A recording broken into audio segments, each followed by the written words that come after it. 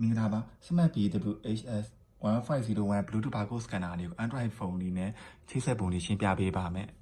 ဒီ scanner လေးကကြတော့ဒီ 122D ပါပဲပြီးတော့ 1D barcode 2D QR code များကိုအလွယ်တကူဖတ်လို့ရပါတယ်Bluetooth လေးနဲ့ Android ပုံချိတ်ဆက်ပုံလေးကိုရှင်းပြပေးပါမယ်ဒီ scanner လေးမှာကြာတော့ Arduino ခွက်တွေပါတယ်ပေါ့နော်သူကဒီဟာလေးကိုယူလိုက်ပြီးတော့ဒီဒါလေးကိုနှိပ်လိုက်မယ်ဆိုရင်ပွင့်လာပြီပေါ့နော်နောက်မှသူ့မှာမီးစိမ်းလေးတော့လင်းနေတယ်ပေါ့နော်ဒီမီးစိမ်းတွေက Bluetooth နဲ့ချိတ်ဆက်ရသေးပေါ့နော်ချိတ်ဆက်ဖို့အတွက်ဆိုရင်ဘယ်လိုလုပ်ရမလဲဆိုတော့မီးစိမ်းနဲ့အပြားလေးဒီဟာလေး Bluetooth HID Zargo scanner စာအုပ်မှာပါ Bluetooth HID မုတ်ကလေးကိုအရင်ဖတ်မယ်ပြီးရင် mesh ဆိုတဲ့စာသားလေးကိုဖတ်လိုက်မယ်ပေါ့နော်အဲ့ချိန်ကျရင်အပြားလေးမိတ်တုံလင်းသွားပြီပေါ့နော်အဲ့ချိန်မှာဆိုရင်ကျွန်တော်တို့က Bluetooth Android phone မှာ tablet မှာ Bluetooth တွေကိုဖွင့်မယ်ဒီမှာ Bluetooth barcode scanner HID ဆိုတာလေးပေါ်လာတယ်ပေါ့နော်ဒါလေးကိုနှိပ်လိုက်မယ်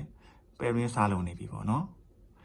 မီးသုံးလေးအခြေအနေလေးပြောင်းသွားလိမ့်မယ်သူ pairing စလုံးနေပြီပြီးတော့အလောင်းနှိပ်မယ်ပြီးတော့ pair တွေကိုနှိပ်လိုက်မယ်ဆိုရင်ချိတ်ဆက်သွားတဲ့ဒါလေးလင်းသွားတယ်ပေါ့နော်အဲ့ကျကျွန်တော် barcode scanner လေးနဲ့ Android phone နဲ့ချိတ်ဆက်ပုံလေးပြီးစမ်းမယ်ဆိုရင် note လေးကိုဖွင့်မယ် note လေးကိုဖွင့်ပြီးတော့ဒီစာသားလေးပေါ့နော်တစ်ခုပေါ့နော်ဘာကုလေးတစ်ခုကိုကျွန်တော်တို့စမ်းဖတ်ကြည့်မယ်ဒီဟာလေးပေါ့ဒီဘက်မှာရှိရင်ဘာကုလေးတစ်ခုစမ်းဖတ်ကြည့်မယ်โอเคဒါလေးဆိုရင်ရပြီပေါ့နော်နောက်ပြီးဘာကုစကန်နာလေးကိုအလွယ်တကူပိတ်ချင်တယ်ဆိုရင်စကန်နာစာအုပ်လေးမှာပါစာအုပ်လေးပေါ့နော်တခြားလေးသိမ်းထားရမယ်ပေါ့နော်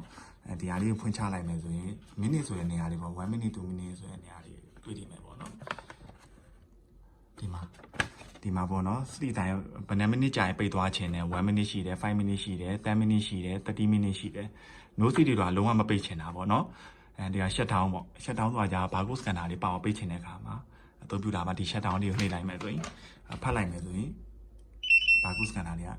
အလိုလေးပိတ်သွားတယ်ပေါ့နော် okay ကျေးဇူးတင်ပါတယ်ဗျ